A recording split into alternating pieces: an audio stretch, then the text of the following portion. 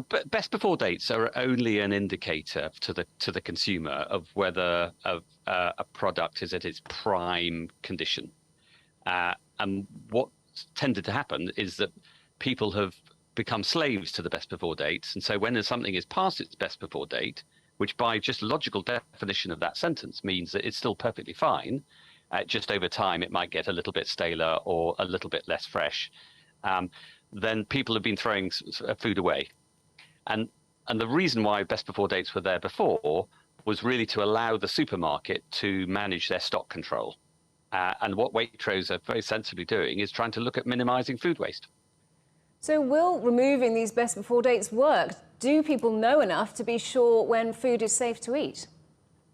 Well, that's a really good question, Robin. And if it hasn't got a date on it, then people are going to need to use their own savviness and their own logic and just look at something, sniff it.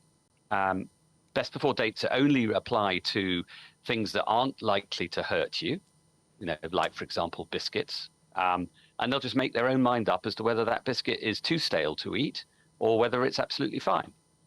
So this should minimize food waste and should enable more good food to be consumed and eaten, which is what it's designed for. So how much food is wasted currently that doesn't need to be? Well, in the United Kingdom, it's around about 2 million tons of food a year.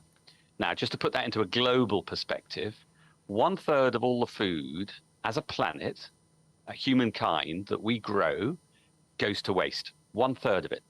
So if we could solve the waste problem and we could get that food to where it's needed, then we would have no hunger on this planet at all. Now, I know that's a simplistic thing to say, but when you think of the amount of water, nutrients, and energy that goes into making food, to then waste 1/3 of it, and to put it into context, if food waste was a nation, was a country, it would be the 3rd largest greenhouse gas emitter on planet Earth. So it's a massive problem and we need to solve it. So other supermarkets are also reviewing their best before date policy, but is there more that they should be doing? There's more that all the supermarkets in the UK should be doing. They're really committed to addressing store level surplus, store level waste, and these stories of 5-10 years ago of the bins at the back of the supermarket, those have gone, and there are charities collecting on a daily basis from supermarkets up and down the land. But where the real prize is back in what's called the supply chain. That's the factories and the distribution warehouses, and right back to indeed the largest area of surplus is the farmers' fields. And that's the area that FareShare do a huge amount of work in trying to access and gain good quality surplus food that otherwise would go to waste and get it to frontline charities that are using it as part of a safety net for people who are vulnerable.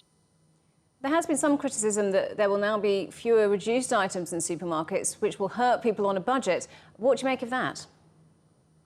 Well, let's see whether that happens. The supermarkets still need to know which is the freshest produce and products and which are the older ones. It just won't be visible to you or me as a consumer by reading a best before date. They'll have some kind of coding on it. So there still should be the ability to have reduce to clear. But let's face it, reduce to clear isn't a solution. It's not a commercial solution, and it's not a way that any of us should be living our lives. What we should have is good quality, affordable food, and for everybody in this country to have the budget and the affordability to be able to buy the food that they need to sustain them.